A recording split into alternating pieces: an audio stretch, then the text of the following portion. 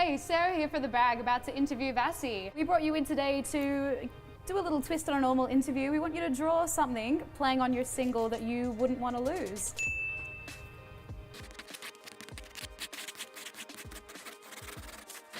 And without this, I would be absolutely lost.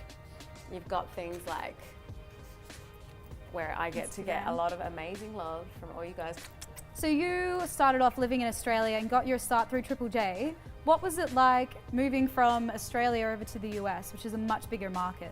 Yeah, my career started in Australia and Triple J unearthed me, which was really cool. And it was one of my very first songs I had ever written. So it was really, it was a great start to basically hear the song all over radio. I ended up getting a record deal and I put out my first album in Australia. And then, my dream was always to, be an international artist. Was it harder to get attention over there, or did it all just fall into place, kind of? No, it was really difficult. When I first went to the States, no one knew me and I was a nobody all over again.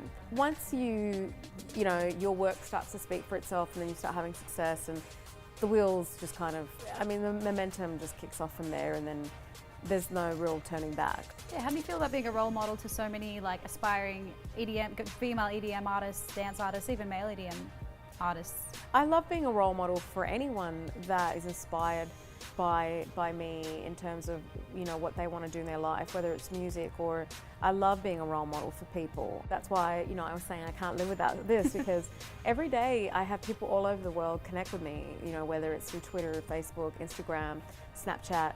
And that's like one of my number ones, I love it. So you do a lot of charity work, so you've worked all over the place with orphanages, in environmental charities, and the charity No Hate, which is a LGBT charity. What has it been like doing all this work for people?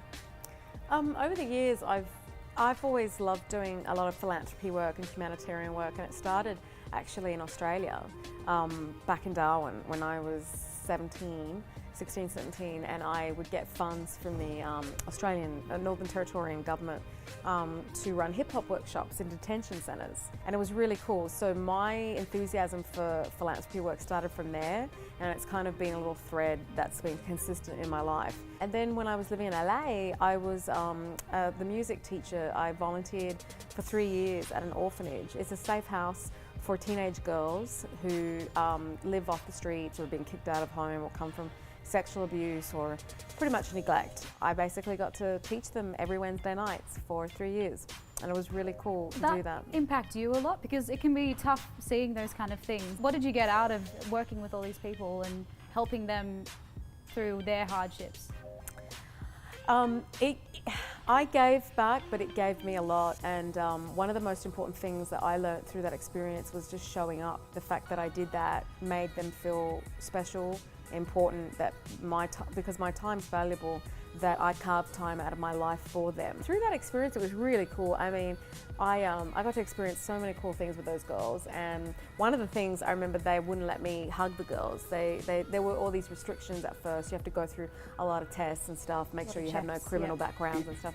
And I remember they were telling me, you can't hug the girls, and I said, okay, cool. And then a few weeks into it, the girls were always hugging me after the class, and then they were like, well, Vassy, you're the only one that gets away with this. And I'm like, I'm not the one hugging them, but the girls would all embrace me after. And, they were such tough little cookies, these girls, they had real rough backgrounds.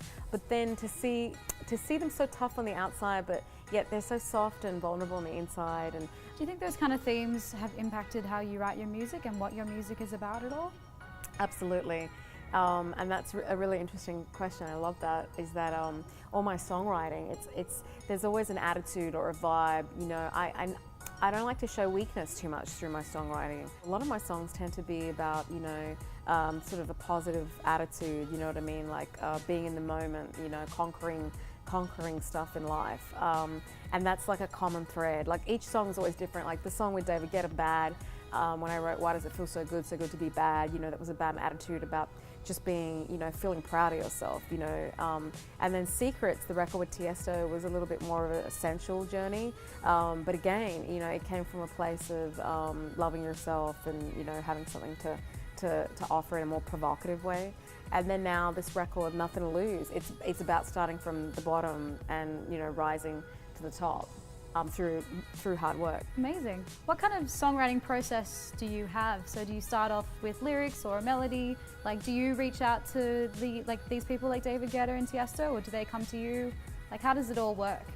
It's really different. It just depends on the project. I'll start with an idea and I'll write something and I'll get in the studio maybe with someone, or like a guitarist or a piano player or something, and I rarely write to tracks, so a lot of these ideas are already written and then we produce around it. Both of those situations organically happen. Like the Guetta record, I had written that song for myself, really. I wasn't writing it for Guetta, and someone from Atlantic Records heard it, fell in love with it, played it to Guetta, and then I got a phone call saying, Guetta wanted to meet with me, and cool. Yeah, so that's how that happened. And the Tiesto one, similarly, Tiesto had heard that song and fell in love with it, and Tiesto's management reached out and basically were like, Tiesto would really love to do this record with you, and so that's kind of, how those particular projects happen. So is your passion for songwriting as strong as it is for performing? Like, have you written songs for other people, or? I'm not really into writing songs for other people. I know that that's something that's being sort of pushed on me a bit. You should write for. It's not something I'm very excited about or passionate about. I love writing, and if there's a song of mine that I've written that I don't end up putting out, because I obviously can't put out everything I write, I'm more than happy for that record to be cut, by someone else. Depends obviously on the artist, but it's never really been my thing. Do you enjoy DJing and things like that, or? I love the production. I get really involved with co-producing on records. DJing not so much is for me. I think the closest I got to DJing was when Tiesto put some cans on my head, and we were doing a show in DC on Echo Stage, and he put the cans on my head. He's like, quick, and he put me behind the decks, for a sec. But it was just for Instagram. That's no as far as it got. Yeah. So what kind of artists do you take most of your inspiration from? Well, I was originally inspired by Billie Holiday. That's how I actually got into singing. I always knew I wanted to do music from a young age, and I was actually kicked out of school choir. I was told, I can't sing, I don't have what it takes. That's so rough. Yeah, I was pretty young, so I feel like you should never do that to anyone, especially a kid. Never take away their, aspirations and stuff.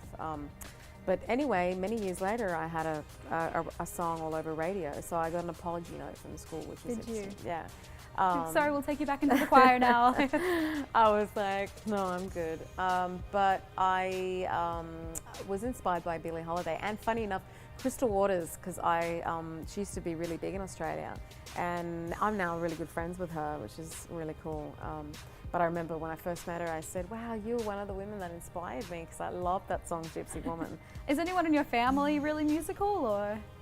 Nope. No. Nope. Nothing. So where do you think your musical talent came from then? I don't know. Every time I call Greece because I'm Greek, my heritage is Greek, to talk to my grandma or something, I always get, oh, you're a great something, who's now someone in their 90s or something in some village somewhere in the middle of Greece. It's like, oh, they'll get on the phone, they'll be like, I used to sing when da, da, da, da. All these little stories come out. Everyone's trying to claim me, you took after me, and I don't even know these family members. What was it like being a Greek Australian? It was cool, growing up in Darwin and stuff, in a Greek household, speaking Greek at home. It was cool. I mean, at the time, it's always frustrating because you're like, oh, I want to be like the other kids. You just want a Vegemite sandwich. Yeah, why do we have to be different and, be so loud? And but it's the thing now that makes me so proud of, of who I am. So. Do you think that heritage has come through in your music anyway, in the style of your music, or? I don't think so. I think people ask me that. I don't think so. But I think my Greekness comes out through my work, my being self-made. That came from my father, and being an entrepreneur and working hard. That comes, from my parents, because they worked hard. And Greeks back then, they migrated here and they just worked really, really hard. So I think I get that from my Greek roots, yeah. Well, thanks, Vassy, for coming into the Bragg office and drawing us this beautiful artwork that we will have framed on our wall. I'm Sarah McManus for the Bragg. Thank you for watching.